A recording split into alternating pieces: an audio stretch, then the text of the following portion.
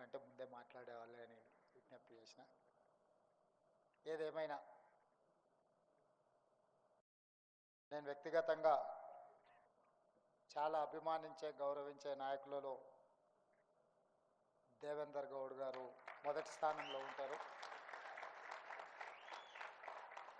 వారు స్వయంగా వారి అనుభవాలను క్రోడీకరించి భవిష్యత్ తరాలకు ఒక పుస్తక రూపంలో వారు అందించడం, ఆ పుస్తక ఆవిష్కరణ కార్యక్రమానికి నేనే ముఖ్య అతిథులుగా దత్తాత్రేయ గారితో పాటు రావడం రాజకీయ జీవితంలో ఎప్పటికీ గుర్తుండిపోయే గొప్ప సందర్భం ఇది. ఈ కార్యక్రమంలో నాతో పాటు బండారు దత్తాత్రేయ గారు, పెద్దలు కేశవరావు గారు, రాజ్యసభ సభ్యులు డాక్టర్ లక్ష్మణ్ గారు, సహచార మంత్రివర్గ సభ్యులు పొన్నం ప్రభాకర్ గారు, పెద్దలు వి హనుమంతరావు గారు, మధు యాస్కి గారు, ఇతర పెద్దలందరూ ఈ కార్యక్రమంలో పాల్గొని దేవేందర్ గౌడ్ గారి యొక్క అనుభవాలను సంక్షిప్తంగా, వారి అనుభవాలు వారి స్వీయ చరిత్ర కాదు, వారు రాసిన అనుభవాలు తెలంగాణ ఉద్యమ సందర్భంలో ప్రజల కోణంలో జరిగిన తెలంగాణ ఉద్యమం గురించే ఆ విజయ తెలంగాణలో పొందుపరిచినారని నేను వ్యక్తిగతంగా భావిస్తున్నాను. ఎందుకంటే తెలంగాణ చరిత్ర, నేను తెలంగాణ బిల్లు శాసనసభకు వచ్చినప్పుడు ఒక అంశాన్ని ప్రస్తావించిన. ఈ తెలంగాణ నేల మీద తెలంగాణ యొక్క ఏర్పాటు కోసం పోరాటాలు చేసి అసూలు బాసిన వాళ్ళే ఉన్నారు. అసూలు బాసిన వాళ్ళు, అమరులు అయిన వాళ్ళు, వాళ్ళ గొప్పతనాన్ని, వాళ్ళ పోరాట స్ఫూర్తిని వాళ్ళు లెక్కించుకోలేరు.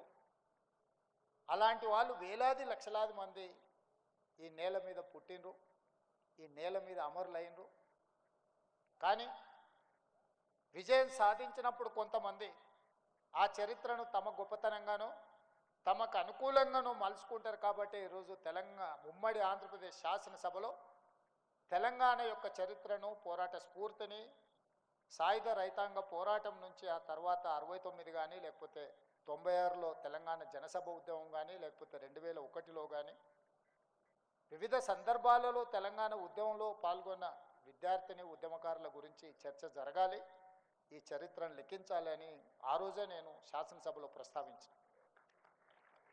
ఈ మధ్యకాలంలో కూడా ఏదో సందర్భంలో నేను అన్నా, ఒక వ్యక్తి, ఒక కుటుంబము, ఒక రాజకీయ పార్టీ మొత్తం తెలంగాణ చరిత్ర అనే విధంగా చిత్రీకరించడానికి కొంతమంది ప్రయత్నం చేస్తున్నారు. అది వాస్తవం కాదు. తెలంగాణ ఉద్యమంలో ప్రత్యక్షంగా పాల్గొన్న వాళ్ళు వాళ్ళ అనుభవాలను తెర ముందు జరిగింది, తెర వెనకాల జరిగిన విషయాలను క్రోడీకరించి రాసితే మన భవిష్యత్ తరాలకు ఈ సమాచారం, ఈ సందేశం చేరాలి అని వారు కోరుకుంటారు. ఈరోజు పెద్దలు దేవేందర్ గౌడ్ గారు రాసిన ఈ పుస్తకంలో తప్పకుండా ఆనాటి తెలంగాణ ఉద్యమ సందర్భంగా జరిగిన సంఘటనలు కావచ్చు, ఒక్కొక్క సందర్భంలో తెలంగాణ అంశాన్ని ప్రస్తావించడానికి, తెలంగాణ అంశం మీద మాట్లాడడానికి జరిగిన ఇబ్బందులు కూడా ప్రత్యక్షంగా ఉన్న వాళ్ళకే తెలుసు. ఇప్పుడు చెబితే అది పెద్ద అంశంగా కూడా కనిపించకపోవచ్చు. కానీ ఆ రోజుల్లో ఆ విషయానికి అంత ప్రాధాన్యత ఉండే. ఆ రోజు దేవేందర్ గౌడ్ గారు తీసుకున్న నిర్ణయం ఒక సాహసోపేతమైన నిర్ణయం. ఎందుకంటే రాజకీయ పార్టీలో యజమానితో పాటు సమానంగా అన్ని రకాల అధికారము, హక్కులు, గౌరవం ఆ రోజు పెద్దలు దేవేందర్ గౌడ్ గారికి ఉండే. ఆ రోజు వారు ఉన్న పార్టీలో నాయకుడు ఎంత చలామణి అవుతుండేనో దేవేందర్ గౌడ్ గారు కూడా సరి సమానంగా నాయకుడితో పాటు ఆ రోజు చలామణిలో ఉండే. వారి ఆర్థిక పరిస్థితి నేను చెప్పాల్సిన పని లేదు, వాళ్ళ రాజకీయ నేపథ్యం, వారు పొందిన పదవులు నేను చెప్పాల్సిన పని లేదు. వాస్తవంగా వారికి అవసరం లేదు, వారికి ఉన్న నేపథ్యానికి వారికి ఉన్న జరుగుతున్నాయి. కానీ వారు వాటన్నిటిని పక్కన పెట్టి ఈ సందర్భంలో నా పాత్ర నేను నిర్వహించాలి, తెలంగాణ ఈరోజు ఈ పదము పలకకుండా ఈ పదాన్ని ముందుకు తీసుకెళ్ళకపోతే ఈ సమాజానికి అన్యాయం జరుగుద్ది, నాకు వ్యక్తిగా నష్టం జరిగినా, కష్టం వచ్చినా ఈ విధానంలో ముందుకెళ్ళాలని వారు ధైర్యంగా ముందుకు వచ్చారు. ఆ రోజు పాశం యాదగిరి గారు, చాలామంది మిత్రులు వారితో పాటు కలిసి నడిచిన వాళ్ళు, పని చేసిన వాళ్ళు చాలామంది ఉన్నారు. ఎన్నో ఒడిదుడుకులను వారు ఎదుర్కొన్నారు. నిజంగా వారు చాలా లగ్జరీ లైఫ్ని, వారు ఆ రోజు సాక్రిఫైస్ చేసిండ్రు. ఎందుకంటే ఇది ఏ తీరానికి చేరుతుందో తెలియదు, ఏ రూపాంతరం చెందుతుందో తెలియదు. తెలంగాణ రాష్ట్రం వచ్చింది కాబట్టి ఈరోజు ఇక్కడ ఉన్న వాళ్ళందరూ రాష్ట్రం వచ్చింది కదా అనే ఒక సంతోషంలో ఉన్నారు. కానీ ఒకవేళ రాష్ట్రం రాకపోయి ఉంటే రాజకీయ పరిణామాలు వేగవంతంగా మారి ఊహించని పరిణామాలు రాజకీయాల్లో వచ్చినుంటే వారు నిర్మించుకున్న మొత్తం భవిష్యత్తే గందరగోళం పోయి ఉండే. అయినా పర్వాలేదు అని చెప్పి ఆ రోజు పెద్దలు దేవేందర్ గౌడ్ గారు తెలంగాణ ఉద్యమంలో ముందున్నారు. ఇదే విధంగా గోదావరి జలాల ద్వారానే తెలంగాణ రాష్ట్రం సస్యశ్యామలం అవుతుంది. వేలాది టీఎంసీలు సముద్రంలో కలుస్తుంటే పాలకుల నిర్లక్ష్యం తెలంగాణకు తీరని అన్యాయం చేస్తుంది. ఖచ్చితంగా గోదావరి జలాల ద్వారానే ఈ తెలంగాణను సస్యశ్యామలం చేయాలని వారు పాదయాత్ర చేయడం ద్వారానే ఆనాటి ప్రభుత్వం మీద ఒత్తిడి వచ్చి ఎప్పటి నుంచో డిమాండ్ ఉండే. అంతకంటే ముందు పెద్దలు విద్యాసాగరరావు గారు కూడా గోదావరి జలాలు ఇచ్చంపల్లి ప్రాజెక్టులను చేపట్టాలని వారు ఒక ప్రయత్నం చేశారు. వారి ప్రయత్నం ప్రజలకు అంశాన్ని చేరింది, కానీ ఆ ప్రయత్నం ఆ సమస్యను పరిష్కరించలేదు. కానీ పెద్దలు దేవేందర్ గౌడ్ గారు ఎప్పుడైతే గోదావరి జలాలను తెలంగాణలో పారించాలి అని చేసిందో ఆ ఒత్తిడి ఫలించింది. ఆ రోజు ప్రాణహిత చేవెళ్ళ ప్రాజెక్టును ఆనాటి ప్రభుత్వం చేపట్టి దాదాపుగా ఎక్కడో తుమ్మిడిహెట్టి దగ్గర ఉన్న ప్రాజెక్టును చేవెళ్ళ వరకు, వికారాబాద్ వరకు, తాండూరు వరకు నీళ్లు తరలించాలనే ప్రాజెక్టుకు ఆ రోజు పునాది రాయబడ్డది. ఆ పోరాటంలో దేవేందర్ గౌడ్ గారు ఆ పాదయాత్ర ప్రభుత్వాల మీద ఒత్తిడి వచ్చింది. ప్రభుత్వాలు నిర్ణయం తీసుకునే ప్రభుత్వాలు ఆ ప్రాజెక్టును చేపట్టాల్సిన పరిస్థితి వారి పాదయాత్రతో వచ్చింది. ఆ తర్వాత వాళ్ళు తీసుకున్న నిర్ణయాలలో ప్రధానంగా తెలంగాణ అంటే టీజీ అనే పిల్లలు బండ్ల మీదనే కాదు వాళ్ళ గుండెల మీద కూడా ఆ రోజు రాసుకున్నారు. తెలంగాణను టీజీ రూపంలో రాయాలి అని ఆ రోజు దేవేందర్ గౌడ్ గారు తీసుకున్న రాజకీయ నిర్ణయమే టీజీ. కానీ తెలంగాణ రాష్ట్రం వచ్చిన తర్వాత ప్రజల గుండెల్లో శాశ్వతంగా ఉన్న టీజీ కాస్త టీఎస్గా మారింది. కానీ నాకు అవకాశం వచ్చినప్పుడు ప్రజల గుండెల్లో శాశ్వతంగా ఉన్న టీజీనే తెలంగాణలో ఉండాలి అని చెప్పి టీఎస్ను మళ్ళీ టీజీగా మార్చి, రాష్ట్ర ప్రభుత్వం మారిస్తే మారదు, కేంద్ర ప్రభుత్వం కూడా దాన్ని ఆమోదించాలి, దాన్ని గెజిట్ నోటిఫై చేయాలి.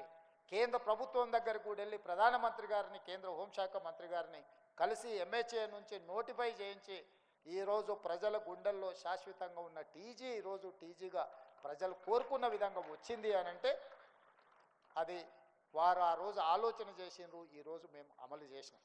నేను టీజీ చేసినప్పుడు మొట్టమొదట టీజీ చేయాలని ఆలోచన చేసినప్పుడు పెద్దలు దేవేందర్ గౌడ్ గారే నాకు గుర్తొచ్చారు. ఆ రోజు వారు టీజీని గోడల మీదనే కాదు గుండెల మీద రాపించిండ్రు. ఈరోజు తెలంగాణ ప్రజలు కోరుకున్నట్టుగా టీజీ అని.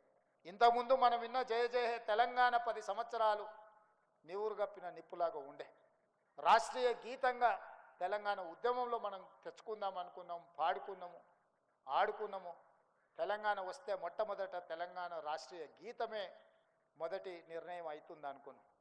కానీ 10 సంవత్సరాలు నివురు గప్పిన నిప్పులా కొలిమిలో అట్లానే ఉంటే దాన్ని వెలికి తీసి ఊది ఈరోజు ఆ నిప్పు ఈరోజు ప్రజలందరి దగ్గర తీర్చే విధంగా జయ జయ హే తెలంగాణ రాష్ట్రీయ గీతంగా, రాష్ట్ర అధికారిక గీతంగా మన ప్రభుత్వం నిర్ణయం తీసుకున్నది. ఇవన్నీ ప్రజల వైపు నుంచి ఉన్న ఆలోచన. ఇందులో నా ఆలోచన ఏం లేదు, నా కోరిక ఏం లేదు. జయ జయ హే తెలంగాణకు నేను ఆథర్ని కాదు, లేకపోతే దాని స్పాన్సరర్ని కూడా కాదు. రాసినవాడు, పాడినవాడు, ప్రజలకు తీసుకెళ్ళిన వాళ్ళు వందలాది వేలాది మంది త్యాగాలు చేసిన వాళ్ళు ఉన్నారు. అది శాశ్వతంగా చరిత్ర పుటలలో ఉండాలని ఒక ఆలోచనతోటే మేము ఆ జయ జయ హే తెలంగాణను అధికారిక గీతంగా చేసినాం. వీళ్ళనేగా తెలంగాణ ఉద్యమంలో చరిత్రకారులు, తెలంగాణ ఉద్యమంలో సర్వం కోల్పోయిన కుటుంబాలు ఉన్నాయి. అందులో బండి యాదగిరి గారు కావచ్చు, చాలామంది పేర్లు నిన్న మన ఒక 9 మంది ప్రముఖులను గద్దరన్న నుంచి మొదలు పెడితే పాశం యాదగిరి వరకు 9 మంది ప్రముఖులు తెలంగాణ కోసం సర్వం కొట్టిండ్రు. ఈరోజు వారి వయసు పూర్తిగా ఆరోగ్యము క్షీణించిన పరిస్థితి. ఆర్థికంగా వాళ్ళ గురించి నేను చెప్పాల్సిన అవసరం లేదు. మరి ఈరోజు సర్వం జీవితాన్నే తెలంగాణ ఉద్యమంలో, తెలంగాణ రాష్ట్ర ఏర్పాటులో, తెలంగాణ ప్రజల యొక్క హక్కుల కోసం సర్వం త్యాగం చేసిన వాళ్ళను తెలంగాణ రాష్ట్ర ప్రభుత్వం ఎందుకు గుర్తించకూడదు అని చెప్పి వాళ్ళందరినీ గుర్తించి, వాళ్ళకు గౌరవించి, వాళ్ళకు ఉండడానికి ఒక ఇంటి స్థలము, వాళ్ళకు ఆర్థికంగా కనీసం వాళ్ళ పిల్లలు, నేను గద్దరన్న ఇంటికి వెళ్ళినప్పుడు అక్కడ ఉన్న పరిస్థితులు చూసినప్పుడు బాధ కలిగేది. అరే వీళ్ళేనా ఇన్ని లక్షలాది మందిని ఉద్యమం వైపు నడిపించిన వాళ్ళు, ఈ దేశంలోనే కోట్లాది మందిని ప్రభావితం చేయగలిగిన వాళ్ళు ఈరోజు ఇంత ఆర్థిక ఇబ్బందులను ఎదుర్కొంటే కుటుంబాలు గడుస్తున్నాయంటే వీళ్ళ త్యాగం గొప్పది. మేము అందించే ₹1,00,00,000 నగదో, ఒక ఇంటి స్థలమో, లేకపోతే వాళ్ళకి ఇచ్చే ఒక తామర పత్రమో వాళ్ళ జీవితాలలో ఎలాంటి మార్పు తీసుకురాదు. కానీ తెలంగాణ సమాజం మిమ్మల్ని గుర్తుపెట్టుకున్నదని ఒక గుర్తింపు కోసమే ఆ కార్యక్రమాన్ని రాష్ట్ర ప్రభుత్వం తీసుకున్నది. ఇవన్నీ నిక్షిప్తం కావాలి. ఇవన్నీ చరిత్రలో ఎవరో ఒకరు క్రోడీకరించాలి. ఎవరి అనుభవాలను వాళ్ళను భిన్న కోణాలలో రాయాలి. ఒక్కొక్కరు ఒక్కొక్క విధంగా చూస్తారు ఒక సమస్యను. అదేవిధంగా శాసనసభలో చర్చ జరిగేటప్పుడు ఒకప్పుడు దేవేందర్ గౌడ్ గారు లైబ్రరీలో వచ్చి కూర్చొని గంటల కొద్దీ ప్రిపేర్ అయ్యి, సివిల్స్కు ప్రిపేర్ అయ్యేటోళ్ళకంటే కూడా ఎక్కువ ప్రిపేర్ అయ్యి, ఒక్క పదం కూడా తప్పు మాట్లాడొద్దమ్మా, మనం తప్పు మాట్లాడితే మొత్తం సమస్యనే పక్కదారి పడుతుంది. మనం 10 అంశాలు ప్రస్తావించి 9 కరెక్ట్గా మాట్లాడి ఒక తప్పు మాట్లాడితే ఎదుర్కొన్నవాడు ఒక్క తప్పును చూపించి ఇగో ఈ తప్పు చూపిస్తున్న మిగతా 9 కూడా అట్లాంటివి అన్నప్పుడు మొత్తం మన కృషి అంతా దెబ్బతింటుంది. కాబట్టి ప్రతిదీ వాస్తవాలనే చట్టసభలలో మాట్లాడాలి అని ఒక విద్యార్థిలాగా వారు కూర్చొని లైబ్రరీలో ప్రిపేర్ అయ్యేటోళ్ళు నేను చూసినాం సొంతంగా. ఇంతకుముందు వీరేందర్తో నేను అన్న, దేవేంద్ర అన్న కొడుకులతో నాకు మన సంబంధం.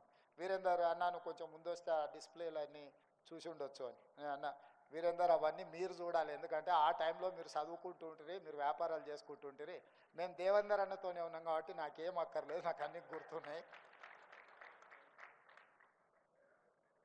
వారితో పాటు చట్టసభలో కానీ వారు జిల్లా పరిషత్ చైర్పర్సన్గా, ఎమ్మెల్యేగా, మంత్రిగా, రాజ్యసభ సభ్యుడిగా, తెలంగాణ ఉద్యమకారుడిగా వారితో ఒకసారి వరంగల్ నుంచి మీటింగ్ చేసుకొని వెనక్కి ప్రయాణమై వస్తుంటే ఎన్టీ రామారావు గారితో వారికి ఉన్న అనుబంధం కానీ అనుభవాలను కానీ వారు చెప్తుంటే ఎప్పుడు హైదరాబాద్ వచ్చిందో తెలియనంత కొన్ని రాజకీయ కీలకమైన మార్పులు జరిగిన సందర్భంలో జరిగిన సంఘటనలు అవి ఎవ్వరికీ తెలియదు. దేవేందర్ అన్న లాంటి వాళ్ళకు ఒకరిద్దరికే తెలుసు. అట్లాంటి విషయాలు చెప్తుంటే రాజకీయాలలో ఈ అనుభవాలు ఏదైనా కొనుక్కోవచ్చు, అనుభవాన్ని కొనుక్కోలేము. అనుభవం అన్నిటికంటే రిచెస్ట్ థింగ్. వారు ఆ రోజు జరిగిన పరిణామాలు ఒక్కొక్క సంఘటన ఎట్లా జరిగింది, ఒక సంఘటనకు ఇంకొక సంఘటన ఏ విధంగా తోడైంది, ఏ విధంగా రాజకీయ పరిణామాలు వేగంగా మార్పులు చేర్పులు జరిగినాయి. ఎన్టీ రామారావు గారికి ముందుకు వెళ్ళాలంటే ఆ గంభీరమైన పర్సనాలిటీ ముందు నాకు భయం. రేవంత్ ఆయన ఎదురుగా పోయి నిలబడాలంటే కూడా ఆ రోజు ధైర్యం లేకుండే. కానీ ఆ రోజు సంఘటనలు వేగంగా జరిగినాయి అని కొన్ని వారి అనుభవాలు చెప్పినప్పుడు ఇట్లాంటి అనుభవాలు భవిష్యత్ తరాలకు తెలియాల్సిన అవసరం ఉన్నది.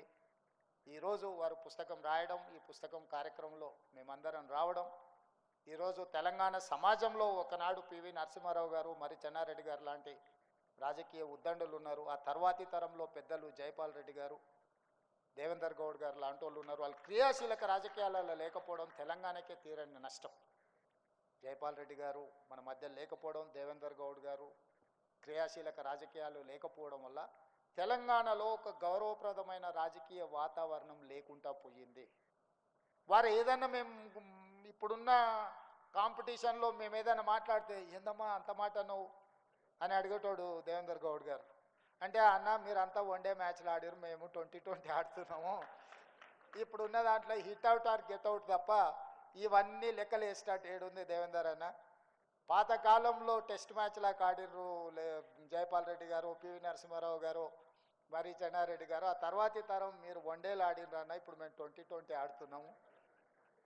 కాబట్టి ఈ విషయాలు ఇప్పుడు ఇంకా అంటే అంతేనా అమ్మ, ఇట్లయితే ఎట్లమ్మా మీరందరూ ఆ చట్టసభలు అంటే ఎవరైనా అబద్ధం చెప్తే కూడా ఆయనకు ఆశ్చర్యం. చట్టసభలలో అరే అమ్మ హౌస్లోకి ఇంత అబద్ధం మాట్లాడతాడు ఏందే, బయట ఏమైనా మాట్లాడిండంటే అర్థం ఉంది కాదని. అంటే ఆ సభకు అంతా గౌరవించేవాళ్ళు. వారి ఉపన్యాసం పాతది మీరు ఎప్పుడైనా వినండి, సెటైర్ ఉంటుంది, సర్కాజం ఉంటుంది, హ్యూమర్ ఉంటుంది, కంటెంట్ ఉంటుంది. కానీ ఈరోజు చట్టసభలలో మాట్లాడేటోళ్ళని చూడండి, ఎన్ని తిట్లు తీటినో, ఎంత సెటాగా తీటినో, ఎంత ఎదురుగున్నోళ్ళని అవమానించే విధంగా, కించపరిచే విధంగా మాట్లాడినో అనే పోటీ జరుగుతుంది. ఇది తెలంగాణ సమాజానికి మంచిది కాదు. మీరు అనుకోవచ్చు అన్న బాగానే చెప్తున్నాను కానీ మరి నీ సంగతి ఏందని. నేను మీ అందరికి చేసే విజ్ఞప్తి ఏంటంటే ఆటనే అట్లున్నది, అట్లా ఆడకపోతే నేను అవుట్ అవ్వాల్సి వస్తుంది. అట్లాంటి ఆట మేము ఇష్టం ఉండి ఆడడం లేదు. నాకు చాలా ఏళ్ళు కలిసి పనిచేసిన అనుభవం, పెద్దలు దత్తాత్రేయ గారితో, లక్ష్మణన్నతోని కలిసి పెరిగి అంటే వాళ్ళ ముందర పెరుగుకుంటూ వచ్చినాం. దేవేందర్ గౌడ్ గారితో కలిసి పనిచేసినాం. ఆనాడు ఉన్న రాజకీయాలు లేకపోతే విధానాలు, ఒక ఆర్గనైజేషన్ కమిట్మెంట్స్ ఇవన్నీ డిఫరెంట్ లెవెల్లో ఉండే. ఈరోజు ఉన్న పరిస్థితి ఇట్లా తయారయ్యింది. కాకపోతే నేను ఈ కాంపిటీషన్లో ఉండాలనుకుంటున్నా, గెలవాలనుకుంటున్నా కాబట్టి కొన్ని నాకు ఇష్టం లేకపోయినా కష్టంగా అనిపించింది. ఎందుకంటే నా పాత 2009 నుంచి 14 అసెంబ్లీలో స్పీచెస్ చూడండి. మొట్టమొదటి బడ్జెట్ రాజశేఖర రెడ్డి గారు ప్రవేశపెట్టినప్పుడు చంద్రబాబు నాయుడు గారి తర్వాత నేనే ఇనిషియేట్ చేసిన బడ్జెట్ డిస్కషన్ని. 92 మంది ఎమ్మెల్యేలు 5-6 సార్లు ఎమ్మెల్యేలు గెలిచిన వాళ్ళు ఉంటే కూడా ఫస్ట్ టైం ఎమ్మెల్యేగా నేను బడ్జెట్ డిస్కషన్ని ఇనిషియేట్ చేసి చాలా అంశాల మీద రాజశేఖర రెడ్డి గారు లేచి చెప్పుకోలేని పరిస్థితి, చాలాసార్లు లేచి రిప్లై చేయాల్సిన పరిస్థితి కల్పించిన. అంటే అంశాలను అన్నింటిని కూడా చేసి ప్రాంతానికి కానీ లేకపోతే ప్రజలకు కానీ జరిగిన నష్టాల మీద విశ్లేషణ చేసుకుంటూ మాట్లాడిన మొదటిసారి ఎమ్మెల్సీ అయినప్పుడు చుక్కా రామయ్య గారితో, ప్రొఫెసర్ నాగేశ్వర్ గారితో అట్లాంటి వాళ్ళతో కలిసి పనిచేసి చదివి అవగాహనతో మాట్లాడాలనుకున్న వాళ్ళతో కలిసి పనిచేసింది. పోను పోను పోను పోను అది ఎట్లా తయారైంది అంటే ఇప్పుడు ఉన్నట్టుగా తయారైంది. ఇప్పుడు ఎట్లుంది అనేది నాకంటే మీకు అందరికీ ఎక్కువ తెలుసు. చిన్నపిల్లలు టీవీ ఎందుకు చూస్తారా, మార్చే ఛానల్ మార్చుండ్రు రాజకీయ నాయకులు వస్తానే పరిస్థితి తెలంగాణ రాజకీయాలలో దాపురించింది. ఇది ఎక్కడో ఒక దగ్గర మార్పుకు మనం పునాది వెయ్యాలి. ఎక్కడో ఒక దగ్గర అలాంటి వాళ్ళను ఎక్కడో ఒక దగ్గర నిలువరించడానికి ప్రయత్నం చేయాలి. ఏది ఏమైనా తెలంగాణలో విలువలతో కూడుకున్న ప్రజా సమస్యల మీద పోరాటం చేసే నాయకత్వాలు ముందుకు రావాలి. ఎంత పెట్టుబడి పెట్టినాం, ఎంత లాభం వచ్చిందనే లెక్కలు తగ్గాలని కోరుకుంటూ దేవేందర్ గౌడ్ గారు రాసిన పుస్తకాన్ని ఆవిష్కరించే అవకాశం కలిగినందుకు నాకు చాలా ఆనందంగా ఉంది. ఇది ఒక గౌరవము. చాలా పుస్తకాలు ఏవో ఆవిష్కరిస్తుంటాం, అవన్నీ మనకు మనసాక్షిగా ఒక మంచి కార్యక్రమాన్ని పాల్గొనమని అనిపించవచ్చు, అనిపించకపోవచ్చు. కానీ దేవేందర్ గౌడ్ గారు రచించిన ఈ విజయ తెలంగాణ పుస్తకాన్ని ఆవిష్కరించడాన్ని నేను ఒక గౌరవంగా భావిస్తూ మీ అందరి దగ్గర సెలవు తీసుకుంటున్నా. ధన్యవాదాలు మిత్రులారా.